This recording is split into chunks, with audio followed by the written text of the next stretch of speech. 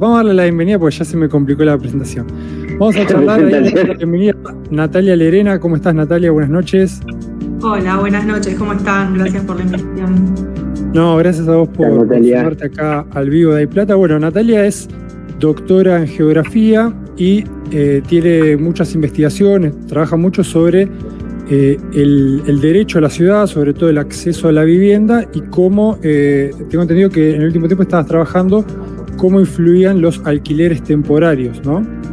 Y también hablas del proceso de inquilinización de la sociedad. ¿Qué sería esto para contarlo así resumidamente? Dale.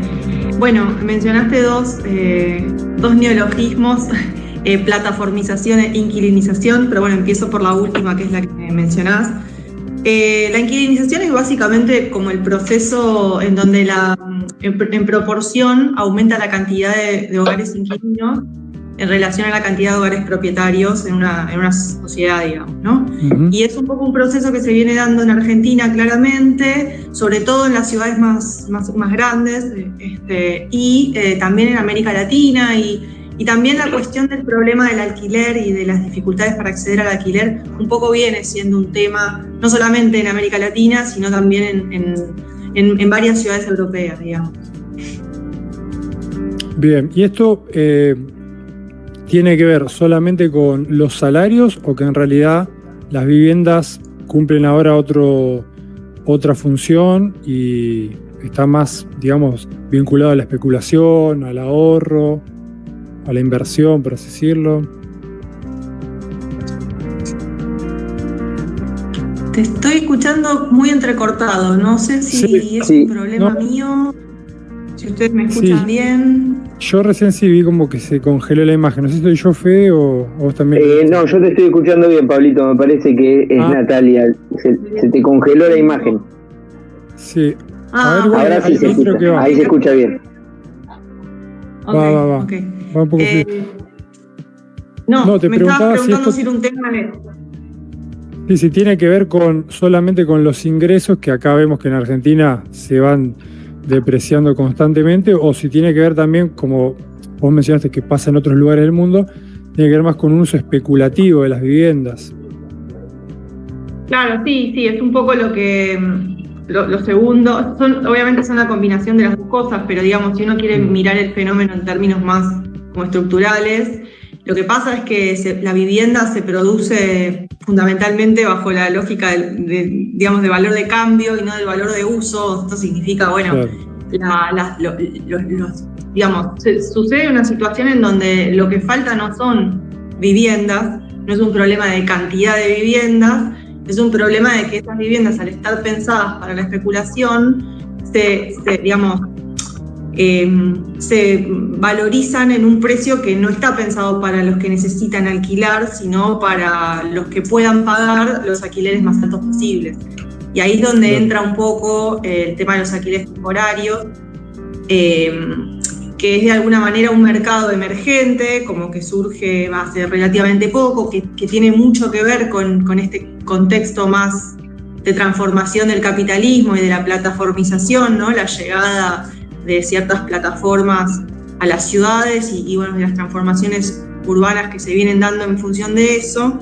Y bueno, básicamente lo que facilita, digamos, las plataformas de alquiler temporario es como una flexibilidad nunca antes vista para poder alquilar la vivienda, y eso hace que los propietarios o que los desarrolladores inmobiliarios cuenten, digamos, visualicen tengan como expectativa unos precios de alquiler mucho más altos de los que se podrían pagar, digamos, por la gente que vive en la zona o que lo necesita, ¿no? Entonces esto activó, digamos, esta posibilidad de esta brecha de renta, digamos, entre lo que vos antes como propietario podías obtener. Se cortó. Se cortó la comunicación. Ahí esperamos que...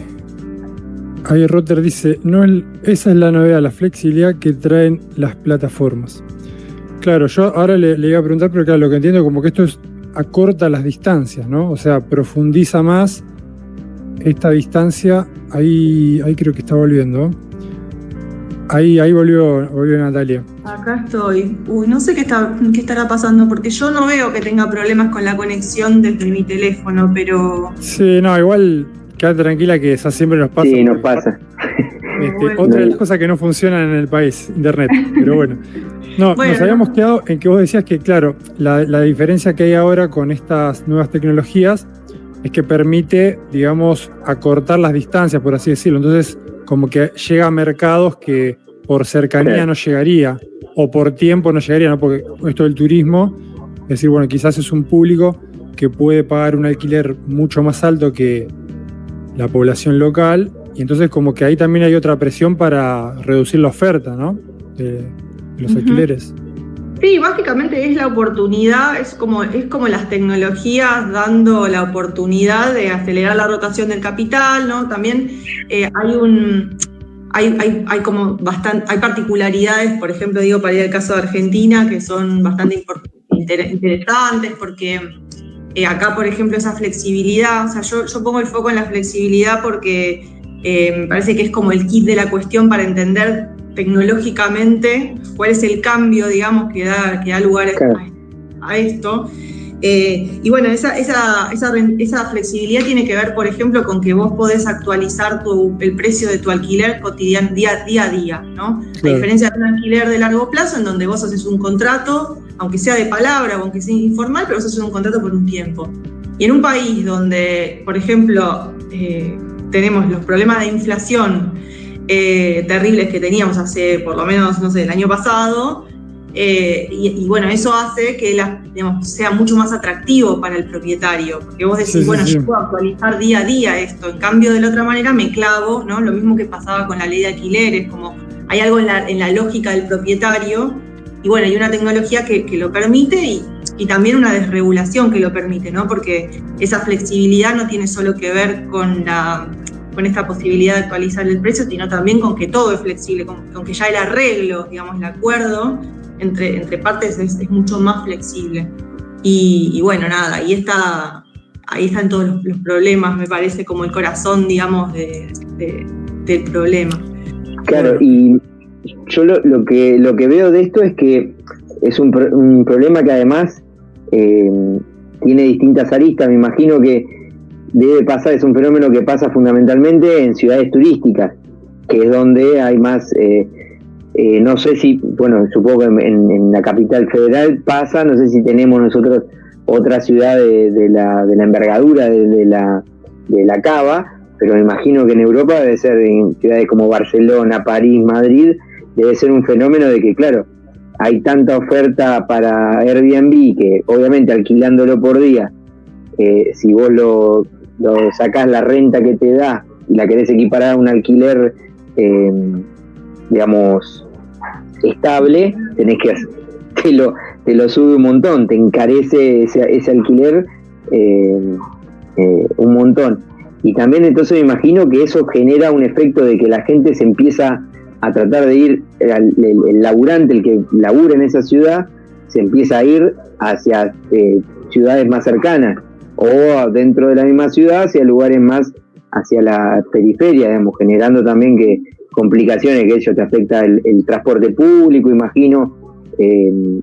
Digamos, yo lo que veo es que es un fenómeno del capital en general, digamos, la valorización, pero que con estas plataformas ha adquirido un nivel mucho más explosivo. Sí, como más acelerado. Sí, es como decís, un poco el proceso es ese. A mí igualmente lo que me gusta discutir un poco o como matizar es un poco lo que traen sobre, digamos, los tipos de ciudad. El fenómeno no es el mismo ni en las ciudades europeas, ni viniendo a Argentina es lo mismo en Buenos Aires que en San Martín de los Andes o Bariloche o Ushuaia. Entonces, para mí hay algo re importante que tiene que ver con poder entenderlo no como un fenómeno tan cuadrado o tan acabado, sino mucho más matizado, en donde quizás yo me atrevo a decir que es un problema para el acceso a la vivienda, hoy es un problema en serio en las ciudades muy fuertemente turísticas, por ejemplo, las que mencionaba de la Patagonia, que sí, porque realmente tienen mercados inmobiliarios tienen mercados de alquiler que ya de por sí no eran grandes, o sea, no había tanta oferta, y toda fue copada, digamos, por esta modalidad. Distinto a lo que puede pasar, por ejemplo, en Buenos Aires, en donde, digamos, un poco reproduce el patrón tradicional, donde vos tenés más alquileres temporarios y esto presiona más, es donde ya vivían, digamos, ya eran barrios de élite, digamos, de alguna manera. No todos, ¿vale? Yo creo que hay un efecto como en cadena, esto que decías. Claro, hay como una...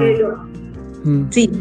Sí, no, que yo te iba a decir que yo, por ejemplo, estoy en Boedo, no es un barrio turístico, pero en el mismo piso tengo un Airbnb. O sea que también eso como va siendo una cascada que... Pero claro, como decís vos, como ciudades grandes tienen como entre comillas más aguante como para absorber eso, y en otros, sí he escuchado de ciudades de la Patagonia que incluso la gente que va a trabajar por la temporada no consigue dónde parar porque está todo... Ya hacen Airbnb hasta una vivienda media precaria, ¿no? Pero bueno, vos te quería preguntar por esto que hablaste de que, bueno, además de la flexibilidad que presenta la plataforma, es como que, bueno, es como que junta a dos partes, ¿no? El que quiere alquilar, el que tiene la propiedad. ¿Qué experiencias hay de regulaciones de esto, no? Porque acá yo no vi que se haya discutido mucho el tema, pero sí llegan las noticias de, por ejemplo, vecinos, no sé, de Barcelona que visibilizan como el problema en el turismo masivo. Bueno, tienen esta actitud media como de acción directa, que podemos discutir si son efectivas o no, pero bueno, están planteando un problema y van y le tiran, no sé, con pistola de agua, qué sé yo.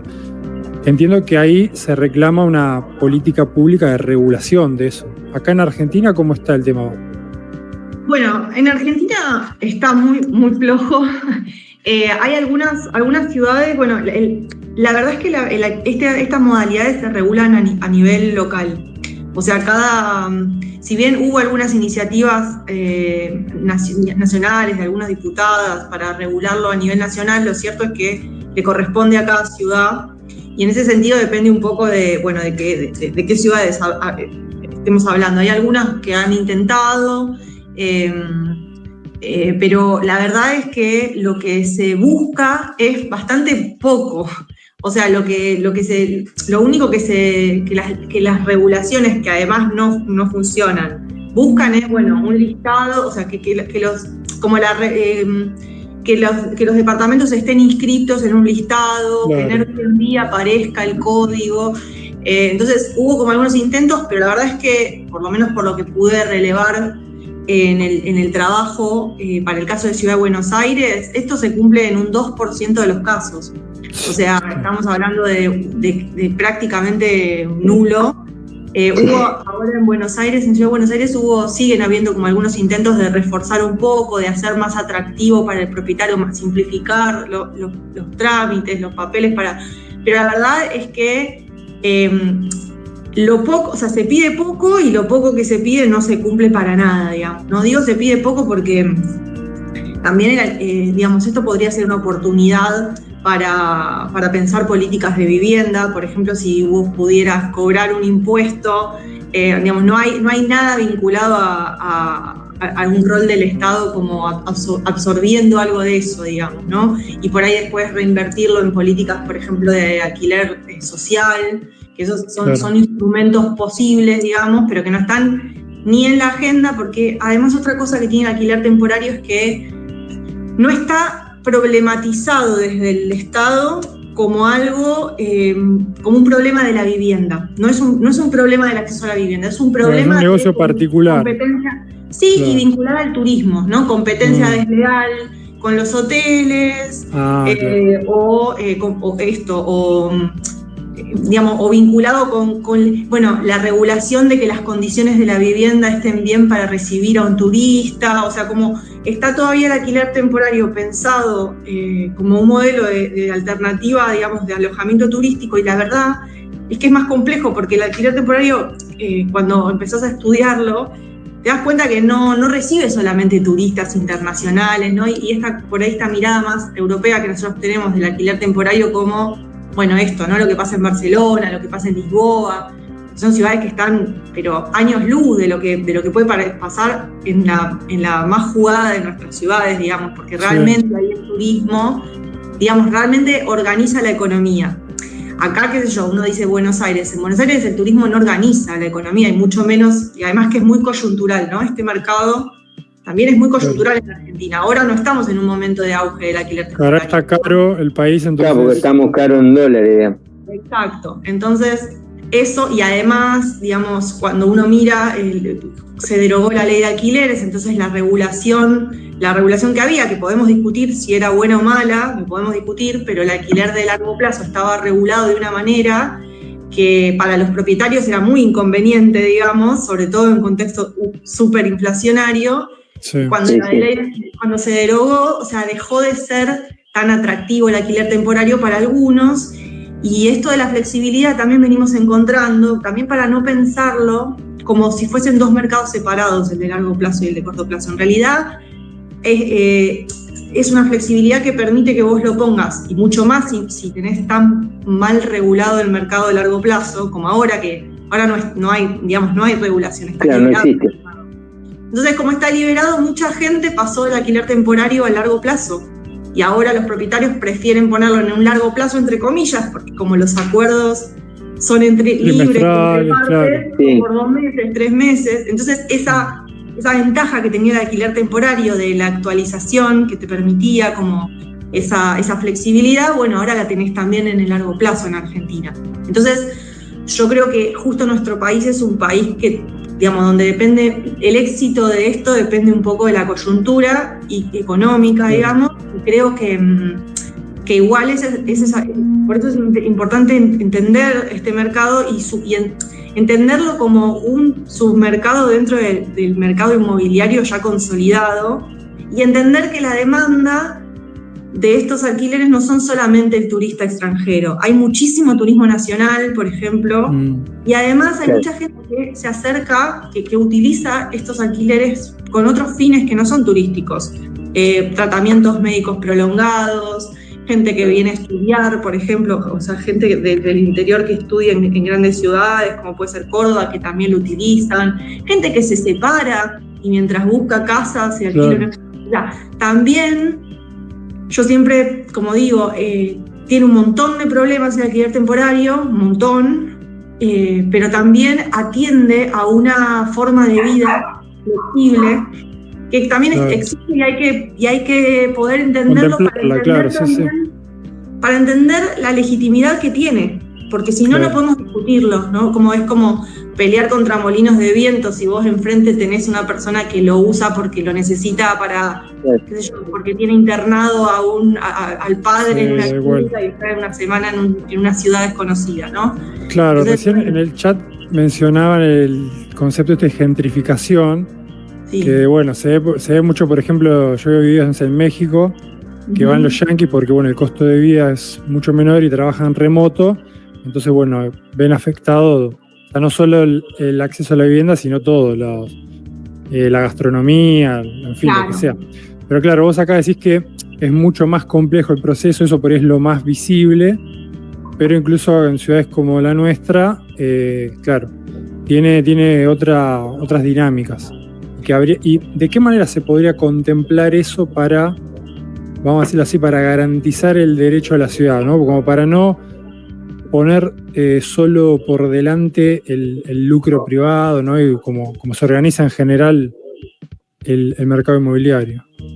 ¿Qué se podría hacer? Es que en la medida en que la vivienda sea privada, es re difícil. Vos podés regular, por ejemplo, hay algunas regulaciones que lo que hacen es establecer regiones dentro de la ciudad en las que se puede como un semáforo concentrar, claro, como una especie de semáforo. Entonces eso te permite que por ahí no haya presión en barrios populares de alquileres, que eso pasa, por ejemplo, en las favelas pasa bastante en las favelas en Brasil, que por ahí son barrios populares, pero cerca de zonas muy valorizadas, entonces hay como un proceso de gentrificación ahí. Bueno, tipo acá Retiro, en Cava. Claro, exacto. Bueno, no sé si habrá algo, seguramente hay Airbnb, creo que hay algún Airbnb, pero son bastante... Sí, no sé si tan formal, pero sí se alquilan piezas o está esa modalidad quizá más informal, pero en el funcionamiento es lo mismo. No, eso sí, pero no sé si a través de Airbnb, eso quiero decir. O sea, no sé. Viste, más informado. O incluso también, por lo que me comentaba, hay una especie de turismo que gusta ir a conocer el lugar, como decir. Eso ni hablar. No, eso nos mete en otro, como en otro. Sí, nada que ver, pero. Un tema en sí mismo, digamos, que tiene que ver con, bueno, esto, con quiénes son los que se apropian y hacen uso de la ciudad, no solamente, digamos, viviendo, sino circulando, etc. Pero bueno, hay algunas regulaciones concretas como esta que te digo bueno, se puede tener tanta cantidad de, por ejemplo, topes de cantidad de ofertas, eso se ha hecho. Las zonificaciones, esas son, digamos, que te permiten por lo menos ponerle un tope y proteger, entre comillas, la vivienda popular. Pero bueno, todas tienen su rulito, depende, digamos. Sí, no son quizás soluciones definitivas. Yo pienso que mientras, digamos, crezca la cantidad de inquilinos, digamos, de gente que no tiene casa, es muy difícil, digamos. Yo recuerdo acá yo vivo en La Plata, que es una ciudad que no llega al 1.000.000 de habitantes, pero en su momento, cuando se reformó el Código de Ordenamiento Urbano, que entre otras cosas era para que se puedan construir edificios con 2 o 3 pisos más, la cuestión era, bueno, déjennos construir más en la ciudad y eso va a hacer que más gente pueda llegar a su vivienda, digamos, abaratar los costos de la vivienda. Si vos ves el censo de cuando se tomó la reforma del COU y ahora, la cantidad de inquilinos creció, la cantidad de dueños cayó, o sea, nada de lo que se construyeron un montón de edificios, más pisos y demás, y eso, digamos, las variables no mejoraron en ese sentido. No, por eso lo que decía al principio, esta contradicción entre un parque de viviendas que aumenta, pero que no da solución, digamos, a la crisis habitacional. Y eso también tiene como corolario la concentración de la propiedad. Porque cuando nosotros hablamos de inquilinización, pero hablamos de que hay viviendas, digamos, nuevas, bueno, ¿quiénes están apropiando, quiénes concentran ese parque de viviendas que crece y crece si cada vez hay más personas inquilinas?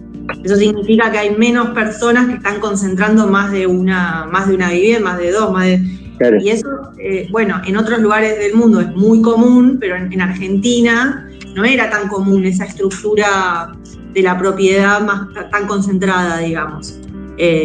Había muchos propietarias, pero de su propia vivienda o de una más, pero no grandes corporaciones que por ahí compran un edificio entero. Y eso es lo que empieza a pasar, digamos, ¿no? Entonces, para mí la pregunta interesante, que es como la contracara del problema de la inquilinización, es eso. O sea, por un lado la demanda, o sea, bueno, quiénes son y cuáles son los problemas de los inquilinos y las inquilinas, y por otro lado, bueno, ¿cómo es esa oferta? O sea, ¿quiénes son? ¿Quiénes se apropian de esa producción de la ciudad, digamos? Y en ese sentido, bueno, estamos lejos de la idea de derecho a la ciudad. Está pálida la cosa, pero bueno, nada, no deja de ser un horizonte interesante. También la cuestión digamos, del alquiler. Nosotros acá no lo tenemos, pero en otras ciudades del mundo existe el alquiler social, que es eso te quería preguntar. Bueno, muy interesante lo que estamos conversando con vos. Nos diste un panorama más amplio de lo que son los alquileres temporarios, las problemáticas que hay. Y para cerrar yo te quería preguntar, bueno, ¿qué se puede hacer desde el Estado, que para nosotros tiene un rol central en organizar la sociedad, en garantizar las necesidades sociales? ¿Qué se puede hacer en este aspecto, ¿no? del acceso a la vivienda en general? Vos ahí mencionás las viviendas sociales. Bueno, ese es un ejemplo bastante interesante, lo que es producir alquiler social. Y bueno, después lo que pasa, bueno, recuperar toda la cuestión de la regulación del mercado de alquileres, o sea, entender que la vivienda, digamos, como poner de vuelta la cuestión de la vivienda, de que la vivienda tiene que dar solución habitacional ante todo. Entonces, claro. Cómo controlar, digamos, cómo regular, cómo reforzar, digo, el Estado podría tener un rol mucho más fuerte en la regulación del alquiler, por ejemplo. Obviamente hoy no estamos discutiendo algo que nada que ver, porque en este contexto, ¿no? Pero digamos, el Estado podría tener una presencia como la tienen en muchas otras ciudades, recaudar, o sea, esto que les decía de un fondo de viviendas para viviendas de alquiler social, eso se puede recaudar si las personas que tienen propiedades pagaran los impuestos que corresponden claro, por esos ingresos, que todos tenemos naturalizado que nadie te hace una factura, o sea, los propietarios no te hacen una factura todos los meses después de cobrarte el alquiler. No. Es plata, digamos, es un ni flujo. Ni siquiera acepta transferencia, o sea, pagar en efectivo la mayoría. Claro, entonces como bueno, creo que empezar por ahí estaría bien. Qué sé yo. Bueno, la verdad que muy interesante, Natalia, como siempre, todos los temas sociales con los que charlamos acá da para charlar horas, pero bueno, queríamos tener un primer acercamiento a este tema de la vivienda que nunca lo habíamos tocado, así que bueno, te agradecemos mucho por tu tiempo y por haber compartido tu trabajo. Bueno, nosotros. Gracias a ustedes, muy, muy interesante. Bueno, muchas gracias. Gracias, Natalia. Un abrazo. Estamos en contacto, hasta luego. Chao. Cuando quieran, chao.